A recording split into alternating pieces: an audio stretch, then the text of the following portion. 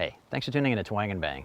When I took the Intro to Tactical Shotgun course from Radon Tactics last year, I learned a lot. One lesson I definitely took from it was whatever pump shotgun I ended up with, I wanted it to have the Magpul Stockset on it. They now make it for the 590A1. It's extremely adjustable, it's very heavy duty, and it's what's coming up next on Twang and Bang.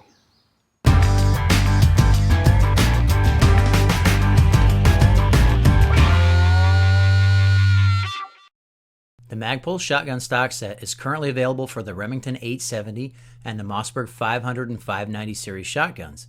It consists of the SGA, which is a highly adjustable butt stock, and the MOE forend, which adds length and gripping surface over most factory-supplied forends. Combined, they can dramatically improve both the fit and function of a pump shotgun, and it doesn't hurt that they also look very sharp when in place. The SGA has a very broad and effective recoil pad, which is attached to a clever length-of-pull adjustment system. It has built-in low-profile sling loops on both sides, as well as punch-outs to install a QD swivel socket, which is sold separately. The grip uses Magpul's new texture on the sides and is ribbed on the front for added purchase. As beefy as it is, the Magpul SGA weighs only about 3 ounces more than the Mossberg factory buttstock, and it balances quite well on this 18.5-inch 590A1. The SGA uses a spacer system to adjust the length of pull from 12.5 to 14.5 inches in half-inch increments. The spacers lock together very tightly with no play whatsoever, independent of the stock. The buttstock slider is easily removed with the screwdriver, though you might have to pry the slide screw to release it from the slider. This is because when in place, the screw pulls the slider quite firmly into the buttstock. Place the desired number of spacers onto the slider with the locking tabs forward, then reinstall the slider into the SGA. Snug the slider screw, but don't over-tighten to avoid damaging the stock.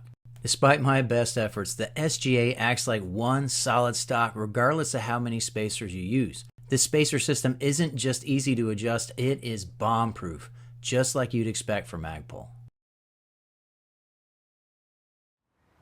In determining how many spacers to use on your SGA, you've got one overriding priority. It is a manual shotgun. You have got to be able to pump the action in order to keep going after you pull that trigger.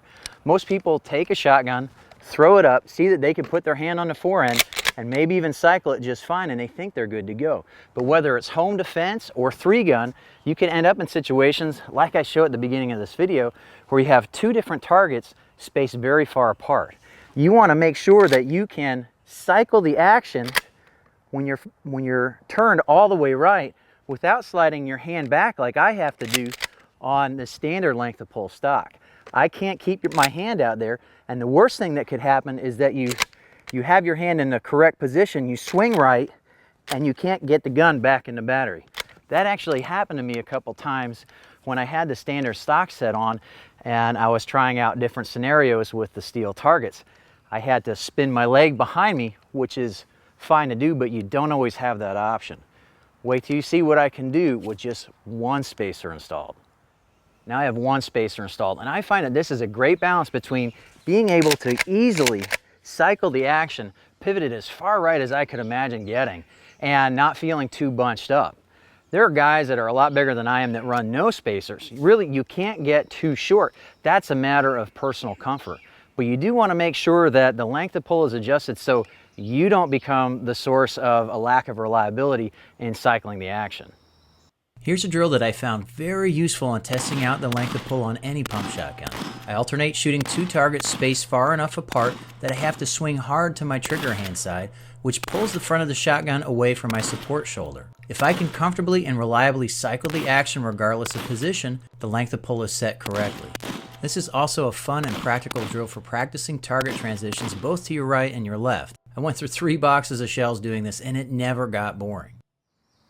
The SGA isn't just a great scattergun stock, it's also a great slug gun stock. It's undercut just like you see on a precision rifle stock, so you can pull the stock into your shoulder. It improves the steadiness of your aim and your recoil control. It also has an interchangeable cheek riser. The standard riser works great with ghost rings or a bead sight, but if you were to run a red dot or a magnified optic, you can get this cheek riser kit from Magpul that contains these two different height risers. No matter what kind of sighting system you're using One of these risers is going to give you a consistent cheek weld so that you can make the shot. The MOE forend easily replaces the factory forend on the 590A1 with the included castle nut tool. Though the MOE forend is exactly the same length as the factory forend, it does have a larger gripping area and ends with hand stops both front and rear. You'll notice that the surface is relatively smooth, but large ribs are molded in to improve your grip wherever you hold the forend. Slots line the 3, 6, and 9 o'clock of the forend, allowing you to attach any standard MOE accessory, including rail sections, lights, AFGs, and VFGs.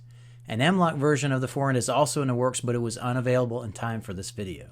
Anyone who's put enough boxes of shells through a pump gun knows how painful it can be to brush your thumb or your fingertips across a hot barrel while working the action. But the MOE shotgun forend gives about a ½ inch of extra height. This is just enough to cover the part of the barrel most likely to make contact with your hand without becoming cumbersome. As much as I love this Stockset, there's one minor change that I would make to it, and that would be to take some of this great texture that's on the grip and put it on the forend. When I was out there on that range in the North Carolina sun, I did find that my hand was slipping around just a little bit more than I'm comfortable with. Of course, that's nothing that wearing a glove or using a soldering iron couldn't fix, but it is something I'd love to see added to a future version of the product. If you want to learn more about this version of the Magpul Stockset for the Mossberg 590A1, be sure to click the link in the video description below.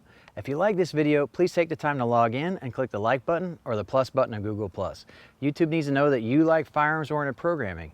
Be sure to click right here to subscribe so you can catch my next videos on bows, guns, and the rest of this build series. I really appreciate you watching Twang and Bang, and I hope to see you next time.